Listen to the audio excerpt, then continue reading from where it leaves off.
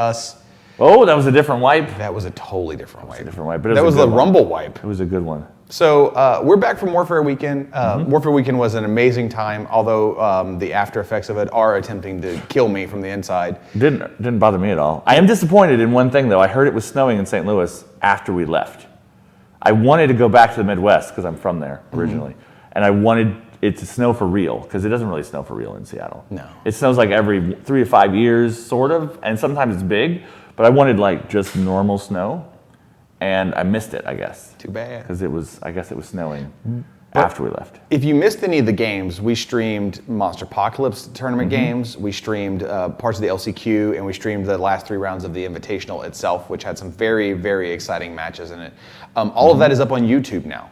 Yep. So you can go to youtube.com/PrivateerPressPrime and catch all of the Warfare Weekend videos you might have missed. There's some really good games to watch, especially the Invitational Final.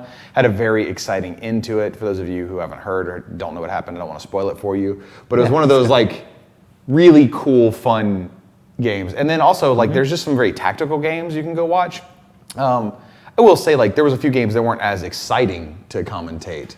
But they were played very well. It's just the nature of what ended up happening. We had one where the players sort of danced around each other for a little bit. Because they were both playing very well, but there was just not a good chance to engage. That was one game. But even then, it's still a good game to watch from like a tactical standpoint to just learn. But if you want super level excitement, go watch the finals game. And thanks to Jay Larson for coming on and doing commentary. Yeah, and Andy jumped on one game too. Thanks for Andy Welton for coming on and doing commentary. And of course, for Gonzo, Chris at Mechanica Studios, and everyone that was involved in making Warfare Weekend happen. Yeah. Thank you very much for putting on a fantastic show. We had a ton of fun, and I am paying for it. We are going to talk about the CID Week 2 updated Convergence. So we got back in the office Monday. Yes. And we talked about stuff and reviewed all the forum chatter and everything. I had a lot of really good conversations with people at Warfare Weekend and sat on some games. Yeah. So a lot of great feedback. Thank you, everybody who submitted battle reports and gave your feedback. You really helped shape where things are going. And most of you that are in the CID and participating have probably already seen there was an update that came out yesterday. And we did a slight tweak for a version 2 update to that update in the afternoon. And that was just there was some wording that was off. Yeah, there was a small bit of Aurora 2's feet that didn't get corrected. So let's jump into the changes that happened in week 2. This is not everything that's in the CID, just the stuff we changed in week 2. And let's talk about it. Only new stuff. Let's talk about it. Tony, bring up the first sheet so I can remember what's happening. It's a cipher. Yeah, so the cipher, we added Combo Strike. Now, why did we add Combo Strike? The Cypher is definitely like the utility heavy in that it's got these guns and it has a pair of decent, two initial power 18s. It's got pretty good melee. But it was never really it was constantly being overshadowed by the other choices you could take. And we realized we just wanted to give an option, but at the same time we didn't want to overshadow the inverter. Like the inverter is like the primary melee heavy, right? Going in with the auto hitting PAL 20 that knocks them down, then following up with the chain attack on the rest of them. The inverter's got range 2 on both of them, while as the Cypher has range 1. It is a slow jack at only speed 4. There's ways to speed it up, especially with Aurora 2. And so it's kind of a careful balancing act. So what we're testing is Combo Strike on the Pistons. There is a chance, looking at initial feedback, that what happens is Combo Strike remains, but the strength goes down by 1. Sure. So that this goes to a pair of initial 17s with a Combo Strike up to 22. Combo Strikes up to 22 is pretty reasonable. Combo Strike at 24 is extreme, obviously, but it is quite good, and the jack is not nearly as fast as, say, a Slayer, which is the original Combo Striker. So we want to see where this thing shakes out in the battle reports, and again, we want to leave it with, it has the gun face, and it has these options, but once it gets stuck into melee and shooting flares and bombardments and craters are no longer as relevant, that it can still get work done. And again, not push the inverter out completely. So expect a couple more tweaks, but we want to see how it plays out right there. Yeah, we want this to be a support heavy that can still get work done, but for the, like you just said, the inverter to be the primary melee damage heavy. Yes, exactly. Next up would be the Monitor, who has had quite a spicy change. He lost Crit Brutal on the Buzzsaw, but picked up Ricochet. Now, this obviously allows it to threaten much further. The main thing it allows it to do is spend all of its focus for induction purposes. Previously, the Monitor has trouble spending all of its focus in one go. It is a jack you want to try and induct as much as you possibly can. Now that it can shoot and if it hits, then make another attack that's fully boostable on attack and damage, you're able to fully induct. That said, there's some interesting interactions that come up with this, because with Rahera and Irregulars, you can take Nemo into a monitor, and with Scar, too, you can take Asphyxious 4 and a monitor, and you gain access to the Black Spot Ricochet combo, which basically Black Spot says when you destroy a member of a unit, generate another attack. Ricochet, when you hit someone, generate another attack. Ricochets can't generate more ricochets, and black spots can't generate more black spots, but you hit, then you generate a ricochet. That ricochet kills something and generates a black spot. That black spot shoots and kills something and generates a ricochet, so on and so forth. It is possible for a monitor to walk up to a unit, probably a single wound infantry unit, that gets black spot on it, that's all in range of its guns, or at least in range of the ricochets as well, which is a little bit further, and just delete them. Is that a problem? It's a weird interaction, but it's super weird. It's kind of cool. We are definitely paying attention to this infinite combo. When I say infinite, it's semi-infinite, because missing, not destroying, shield guards, tough rolls. There's a lot of things that can go wrong with it. But if everything works out, when you walk up to that black spotted unit of, say, long gunners, I'm thinking something that doesn't innately have tough. And the monitor's in range. Just now, if you put it on Asphyxious in the Scar list, Asphyxious is Rat 3. This is not great. Not going to work that well. When you put it on Nemo in the Rahera list, you're Rat 6. Much better. But does Rahera really want Nemo and monitors?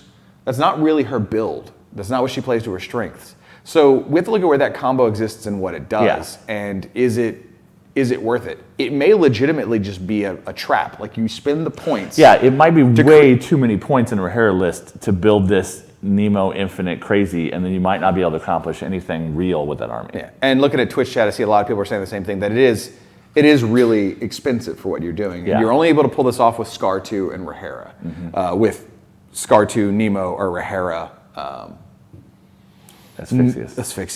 The Sanctified. Or Rahera, Nemo, and Scar 2 Asphyxious. So we're going to give this some time to test, see what people come up with. We like what Ricochet's doing for the monitor, much more than Crit Brutal, but don't get too attached to it. There's a chance it changes. There's also just the extended threat range, and lets you really threaten some casters out there. Sure. You know, if you take Aurora 2 and make the monitor be your flying jack and then pop feet, like, you've got a decent I really like everything that Ricochet looks like on this jack, though. Yes. It's the second time Ricochet's ever been in the game. Yes. Because Madrak 1 has it, I believe. He does. He's the only other caster that has it. And the idea that these saw blades can somehow like hit a thing and just like spin around them and fly off in a different direction is just awesome. Now, there's a couple other ways we could go with it, and based on some conversations I had recently, some ideas is that Ricochet could just get changed. Right now, it's only on one model. I mean, let's say the monitor we gets could it. Adjust Ricochet. Ricochet could only trigger off of an initial attack. That doesn't really do anything to Madrak 1. And if we say, if your initial attack with this weapon hits, generate another attack, that stops the infinite combo immediately. So that's a pretty quick fix if we like what Ricochet is doing. Additionally, we could go a different direction where the buzzsaw sort of sticks in someone and keeps spinning, which would be something like Reload 1 and Sustained Attack. That'd be really weird. That would be really weird. But we have options. So for now, test what you've got, let us know what you think, and that's some ways that we might go with it. I do really like the Ricochet only triggering off initial attacks, and I do think it fixed the weirdness of the infinite black spot. Yeah, and there's a lot of precedent for CIDs adjusting old rules in slight ways to clean up crazy combos. Especially when it's only on one other model. Yeah. Like, again, we want to be careful it doesn't affect the one other model, and it literally doesn't affect Madrak 1 in any negative or positive way whatsoever. Yeah, we won't, luckily for us, we won't have to change a million different things in War Room if this gets changed. Yeah, so we'll see. Yeah. Let's move on to the next one. I see a couple of people are following and subscribing right now on Twitch chat. I just want to call out and say thank you very much. We appreciate you. Thanks Dragon Pup for that Amazon money. Yeah. Up next is the Prime Axiom. The Prime Axiom and the Conflux both got small but very important changes. We changed when the servitors show up. The servitors now show up during the maintenance phase instead of the model's activation. The Prime Axiom, it's pretty nice. The Conflux, it's huge. Being able to have the ionization servitor show up, then it goes in a position to set up ionization so that the Conflux can get its work done. Huge, big deal. And there's still counterplay, because the concern is that it basically gets the bonus and there's nothing you can do to stop it. Sure. But model placement by the enemy, things like countercharge, stuff like that, does mean you can sort of play around wherever these servitors are going to show up.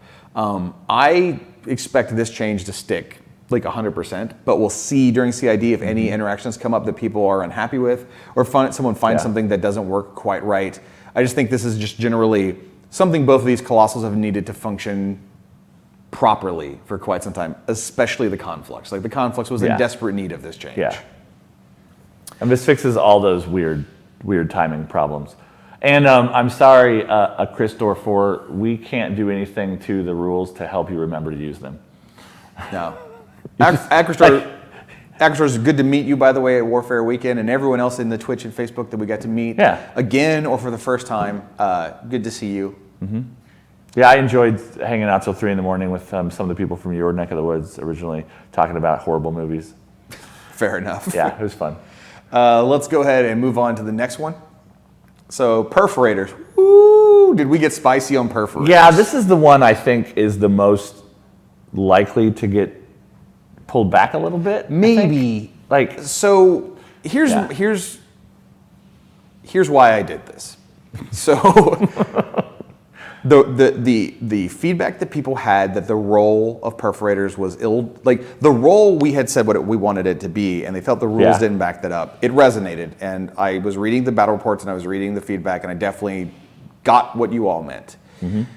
So let's just be blatant about it. Let's make their role really defined in the rules and give them Predator Protocol, which says if you're attacking something that has damage boxes, you get +2 attack and damage. This works on the melee, it works on the range, and it stacks with the variables. Now, +2/+2 is very strong, and there is a good chance that gets dialed back to +1/+1. There's a chance that maybe it only applies to the ranged weapon and not the melee as well, but I would really like it to apply to both if possible. Yeah, I would like it if it was basically making their rat 7 and we just increase the strength of their weapon a tiny bit. Yeah, there's because I think what they really need is that rat bonus to attack the targets they really want. Yes.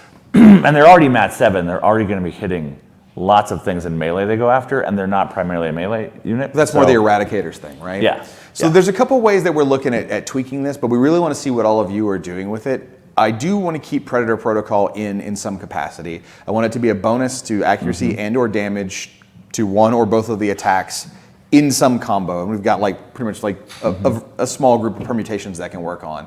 So show us what you can do. I mean, people are definitely excited about perforators now, which has not been the case for quite some time.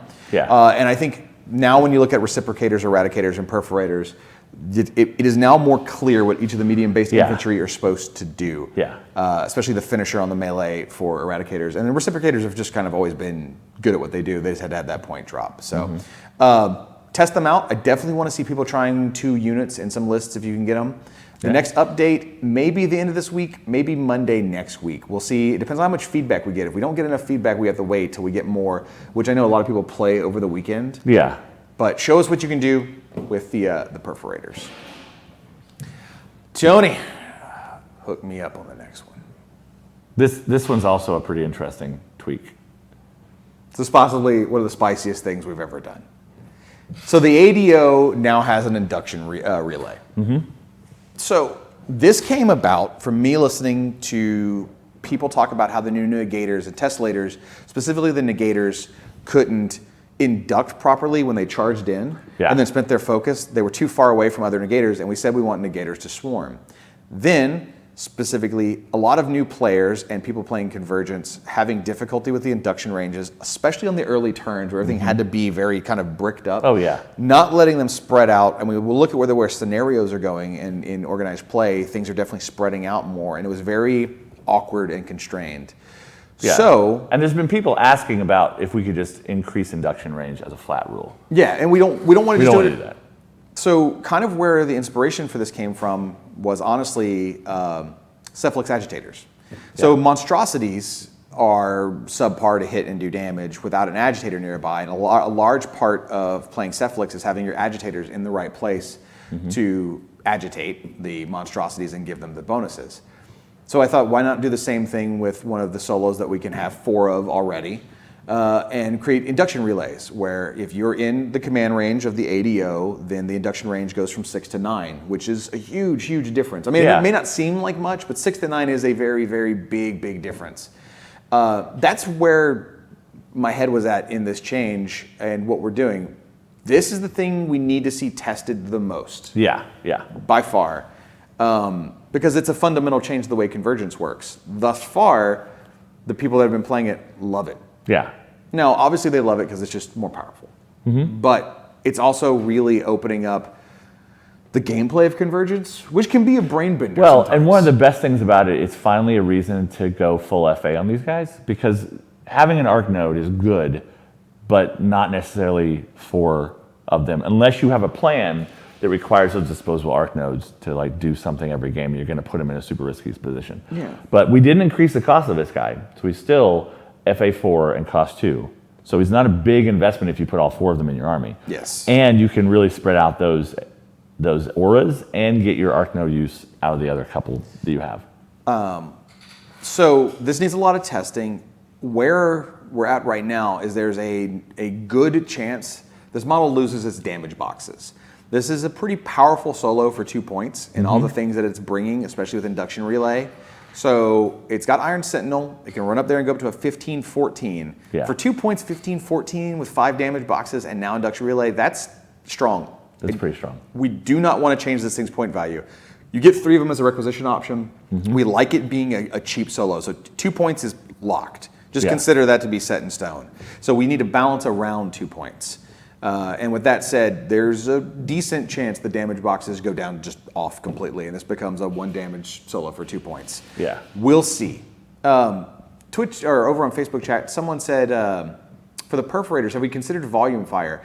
Predator Protocol actually came out of a discussion I had at Warfare Weekend with Jason Watt about volume fire. I don't like volume fire because it doesn't make thematic sense. Volume fire is meant to be you are shooting a lot of something at someone, typically. And this is a thrown javelin. Also, I didn't like the idea that it only triggered off of medium bases and bigger, because if we want them to be elite hunters, like there are plenty of small base solos and obviously casters that volume fire wouldn't necessarily help with whatsoever, and that didn't feel right. So to show them being elite hunters, most elite things have more than 1 damage box. So Predator Protocol sort of came to be out of that idea of, well, let's create a trigger that it goes off of, and let's make that trigger tied to a common aspect of elite models, and that being more than one damage. So. John Klein's asking why we didn't make the, I always get this thing's crazy name wrong, so I'm going to spell it. Algorithmic dispersion optifex? Why we didn't make it some sort of induction bridge, and that's just a more complicated version of the rule. Correct. If the rule is, if this guy's near this other guy, the induction range is bigger, is easier than if you have to position this model to be near both of them and then they can induct, and what happened, like does the focus stick on him and he inducts it? Like, it's way more complicated to try and make a rule that bridges multiple things than to just say you were getting extra range. Because effectively, if this model's in the middle of 2, it'll often give those warjacks the range they need. So we wrote the rules for multiple versions. Like, I sat down and wrote out, there was a version where a focus went on to the ADO, and that the ADO could then give it out passively to someone else. There was a version where you counted the induction range to the ADO, and then you counted it back to another jack. They were just too complex, and we're doing this change to try and simplify things in terms of the average gameplay. Like, induction still works how induction works, but going from 6 to 9 should just make your turns a little bit easier and less like brain busting. So we wanted to go with the simplest version of this rule that was still effective, and this is where we are. And to be honest, we're happy with the wording and where it ended up. It's just a matter if it breaks things or not, which we don't believe it will, but we got to test and find out. That's what you guys are playing it for. Tony, let's go ahead and move on to the TEP. The biggest change ever. I dropped a point. 1 point. Yes, we don't want to change the rules. 1 point. The in this edition of the game, this model's working exactly like we want it to work. It's got that like abacus feel of I can move these things around and program it to be different things, and it's pretty straightforward for as complicated as it is. So we're not gonna drastically overhaul its rules because it does the weird convergence stuff we want it to do. Yes. Basically, we're looking at where Nemo ends up. Yeah. We're looking at where the TEP ends up. At the end, wherever Nemo ends up and where his points end up, will again influence where we end up putting the TEP. So we're probably not going to change anything other than a point value. I doubt it. But we'll see. I doubt it. Let's move on. Is this the conflicts? Yeah, we already talked about this. So power grid got the same change, that the server ability, and yeah, the impact of this is much bigger on this model than it was on the Axiom. Yes. Go ahead, Tony. And then a new model with a bunch more text. So I can't hardly read it from here. It's so stuck. it's a lot of text. It's a lot of text. What happened to Aurora? Two things. Early playtesting definitely showed something that we were kind of seeing ourselves, that Aurora became the flying colossal caster. Yeah. And it was getting troublesome with dual attack. It was limiting a lot of stuff. It was pigeonholing her completely into I bring a blockader and nothing else matters. Yep. Not what we wanted. So Arcane Propulsion, this all came because we don't want to get rid of the dual attack battle directive. That's really cool on the Angels. And we like the Angel units being able to make their melee and range attacks in the same turn. Like, we love that. That's staying. Yeah. So the problem was Colossals being able to gain flight and then benefit the battle directives. Thus, we added the non-huge based limiter on Arcane Propulsion, so that now you have to think more about like what kind of heavy you really want to put this on. Yeah. Also, Colossals shouldn't be able to fly like that. Yeah, not that inconsequentially. Yeah. They're pretty big. Serious situation. It was a bit much, right? Like Yeah. it just simply was. It was a bit much, and it required us to deal so much with that one aspect of what she did that we decided to yank it. That said, Bombshell was not proving out to be a spell we wanted on her. We wanted to add something more to her kit, especially with her kit affecting flying models against non-flying models on the feet. So Bladed Gale was on Aurora 1, makes complete sense, and now her melee weapon, her ranged weapon, and she has a spell that all remove flight. She has multiple ways herself of affecting flight. There was a change in the language of the feat in the first sentence, which now says models activating in her control area gain +2 speed. It currently does not say Aurora and models in her control area. That means Aurora does not benefit from the +2 speed of her feat. We are testing that in CID at the moment. There is a very, very, very good chance that that first sentence says Aurora and models, and then we end up letting her be affected by the +2 speed. We want to see what the battle reports say first, do our own internal play testing, and then we'll see where that tweak goes. And also, we have to reevaluate what people are bringing with her now that this is not the Aurora and Blockader show. Yeah. So, let's go on to whomever is next. Oh, Nemo. Nemo was too strong, to no one's surprise. So first thing, his durability was out of control. He dropped in damage boxes, and when we get to the arcane mechanics, you'll see that you can't stack an extra 3 focus on him. So you still have a ARM 18, 26 health having, 5 focus battle engine, which is still serious probably the most durable battle engine in the game by a non-significant amount.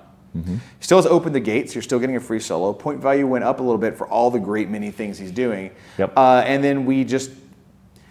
His shots were a little too swingy in the amount he got. Like 4 shots would just be devastating.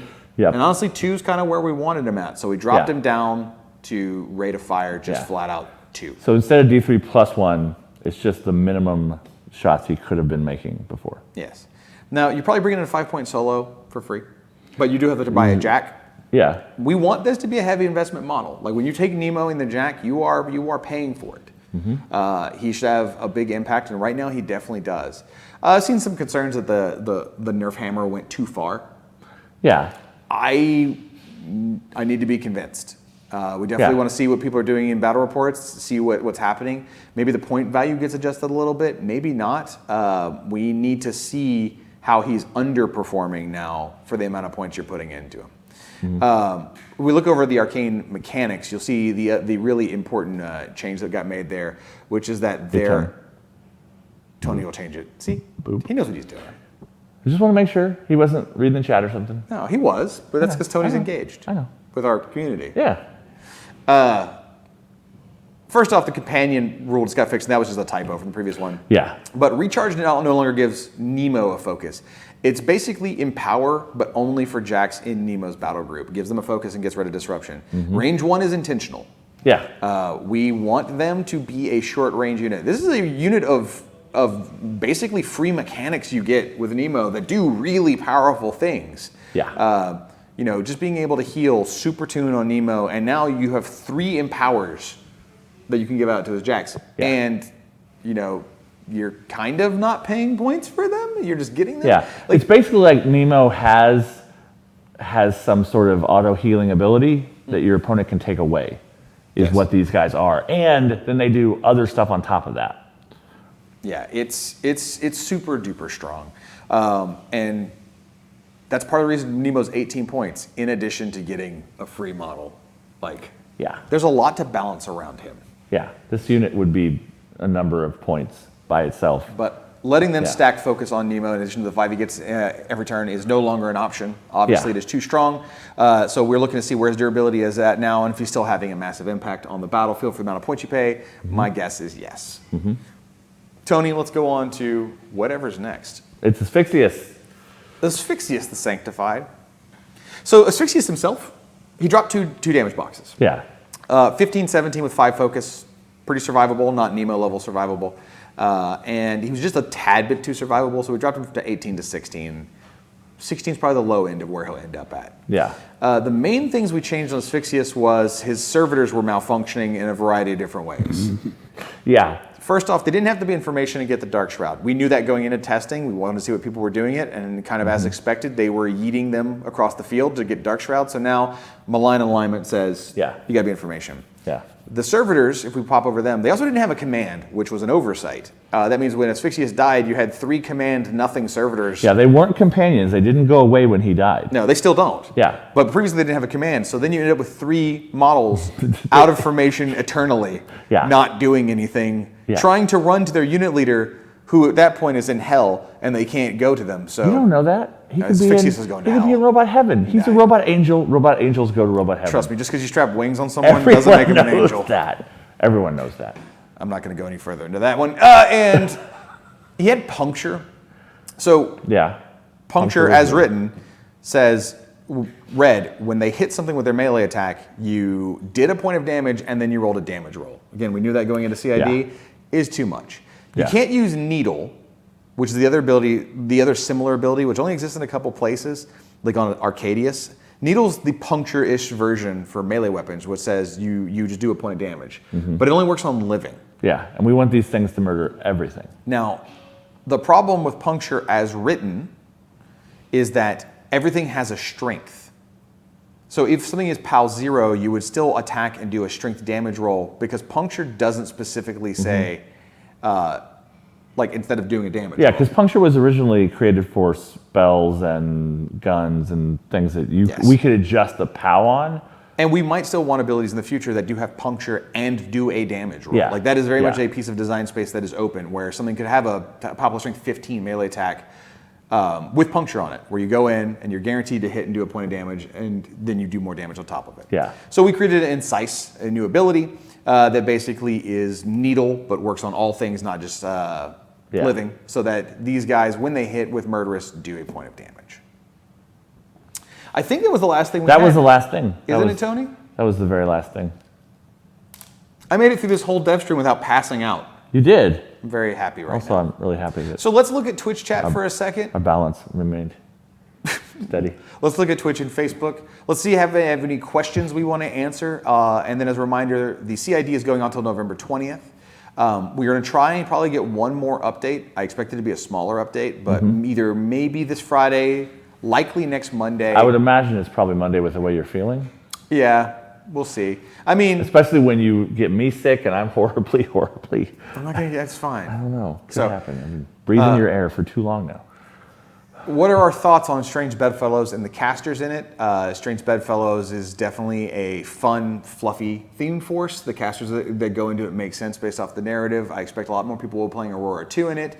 A lot of people will play Aurora 1 in it with Soul Thralls or Soul Hunters, because Aerogenesis on Soul Hunters under feet is very, very strong. but we will see. Are we getting Strange Bedfellows fiction? I know that Matt's got stuff in mind, but Yeah, I'm not sure how that's going to roll out with this release. we don't control the fiction. We just hear You it. ruin the illusion when you put your arm behind that green pig. Any possibility of Asphyxious 4 taking monstrosities in operating theater? No. But he is being added to operating theater. And since he's effectively a journeyman, then there's no question of if he could get them. It's the ear. Yeah. The ear's a very important element of this entire. You could already take situation. Warjacks in operating theater via Rallic, but obviously you couldn't take Convergence once. We had to talk about this one and how this one makes sense, and it does, because the Cephalics were longtime allies of Asphyxious. The whole the factories under the Thornfall, like the Necrofactorium. And even though they despise the Convergence, with all the things going on with the Infernals, you're not going to turn down Age from Asphyxious when he shows up. Yeah. Like, that's just not going to happen. So,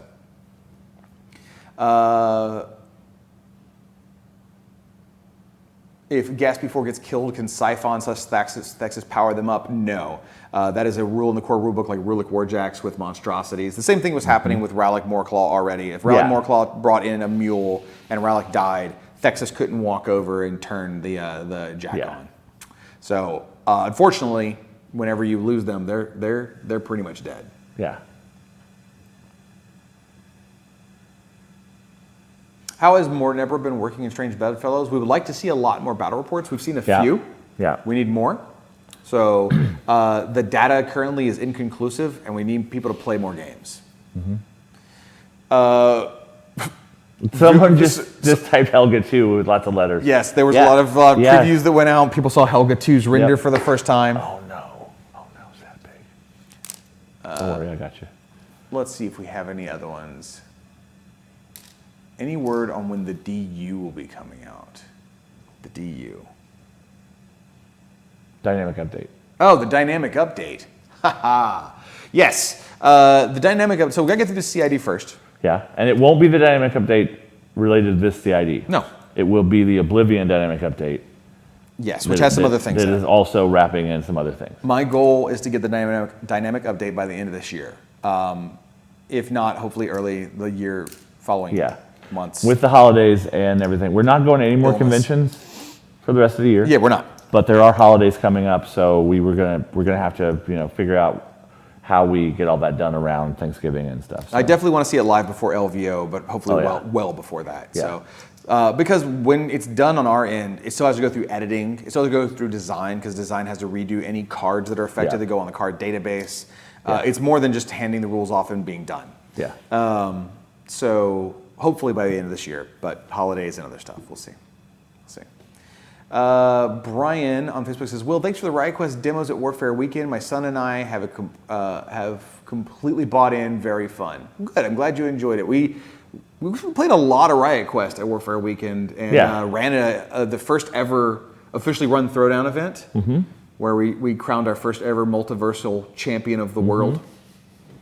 My favorite thing about that is the 3 people who all won first, second, third in that went upstairs and played another game of Riot Quest right away. They did. I bumped into them upstairs and they all showed me their coins. I they mean, were excited. Juris, who was on live stream and who was in the top 4 of the Warfare Weekend Invitational, so incredibly, he's the Crucible Guard player. Yeah. Very competitive player, very smart player, very, very great player, was in the Riot Quest Throwdown event and was having a blast playing it. And that was cool to see that kind of crossover, like somebody coming in. He was not our first ever multiversal champion, by the way, because Riot Quest got Riot Quest. That just shows you can be a competitive player in some regards and play casual games and have fun. It's possible. Let's see if we have any other ones we want to get. Will Privateer Press make an appearance at CaptainCon in February? I don't know, unfortunately. That's up to the con crew, And kind of where Captain we go. Con is Rhode Island, right? Yeah, it's up in the Northeast. So we have gone that far before, but we have to decide with all the other cons we're going to. Yeah, there'll be LVO and other things. So I'm sorry, I don't have an answer for you because the con management has not told us where we're going. We basically just find out afterwards. We tend to find out with enough time to be prepared, but not enough time to really know in advance. Yeah. Because sometimes schedules shift around. Rusty Goblin Miniature says, when does Dr. Stygius's rules drop? Well, he's coming out in January alongside Scythe. So as Cephalix players are being excited because Gatsby is going to be part of Operating Theater, I'll tell you 2 rules on Stygius. I told people at Warfare Weekends, though. Oh, people already know? Some people know. So Dr. Stygius, new Right Quest model. He's a specialist. He's a healer. His War Machine rules, he's going to be a Warcaster attachment for Exelon and Siphon. He's got Spell Slave, so that's going to be free TKs and free Breath Stealers. But he has a rule that says within a range of them, I'm not going to say the range just yet because it's still being tested out, but within a decent range of Stygius, he has instead of Spell Slaving, he has a special action that gives 1 focus to all monstrosities in this aura, which if you play Cephalix, they don't power up, but they do retain their focus. This is a very strong ability and something Cephalix have needed for quite some time. So on your early turns, being able to just walk him up, drop a focus on all the monstrosities, then they can run up. It's very, very good. And I think people will really enjoy Stygius whenever he comes out. And the way we've been doing these previews is usually a month out. We do a preview show about that stuff. So I would imagine probably sometime in December, depending on holidays and all that stuff, we'll probably do a show where we show off his playtest rules and talk more about them. Yeah. Cooneyman says, why not make a look to thralls during the CID? Is this delayed to dynamic update? We're not looking at thralls because there's only so many things we want to test at one time. We have done enough CIDs at this point that we've sort of learned our lesson in trying to do too many things at once. And when you do too many things at once, you don't get enough proper data. The white noise gets too loud. We learned that lesson the hardest during the Battle Engine CID. And some of the potpourri, the 12 factions ones. So while we could throw all kinds of thralls in there because they are playable and strange bedfellows, that's not the point right now. And we're really trying to focus on the convergence side of things instead of the non-convergence side of things. Will Morton ever be looked at? Will thralls be looked at? In time. But right now, everything is the primary convergence drops. So that's why they're not in there and why we're not going to add them. And Stryker's asking, what are we looking for the most? And we talked about it as we went through the models. But Predator protocols are a big deal. We want to test. And the ADO changes. And yes, the algorithmic dispersion acolyte, Optifex acolyte. There's so many things. Letting you induct farther is a big deal, and we want to make sure that that's not crazy. And we talked about all the various ways we might balance him while keeping that stuff in there, and go back and watch it if you missed it. So we're going to go start wrapping things up, everybody. Thanks for joining us today. Please join us tomorrow for Get Your Paint On. And remember, the CID is running till the 20th. We do need your battle reports and your thoughts, so come on in, cid.privateerpress.com. We'll see you next time. Don't forget to follow and subscribe. And I'm just going to go lay down for a bit now. Bye. Chuck Dogwood spoilers. Later.